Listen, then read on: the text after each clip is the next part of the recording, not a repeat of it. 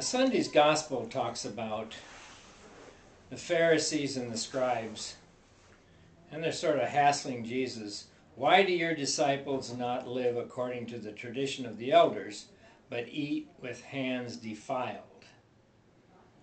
And then he says, and further on he says, there's nothing outside a man which is going into him that can defile him, but the things which come out of a man are what defile him. Now, basically we're talking about pollution. And there's environmental pollution. And of course the St. John's River is one of those that we're on the news all the time about our river and how it's being polluted. So pollution is an abuse forever of things that we value.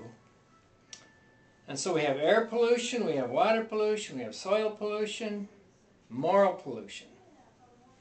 All of those are, and of course when you get to moral pollution you end up with spiritual into the spiritual environment. So that's a personal and not a world downfall. A lot of times we like to blame other people for doing the things. Oh, it's society that's causing all the problem. Well, guess what? Who makes up society?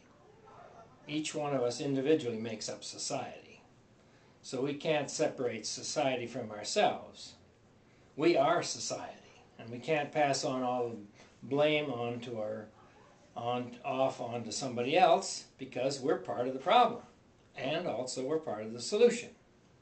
So basically I conclude with the idea that if each of us will clean up our own pollution, clean up our own material and moral pollution of this world, then the whole world would be a far better place, and it would become the place that God intended it to be.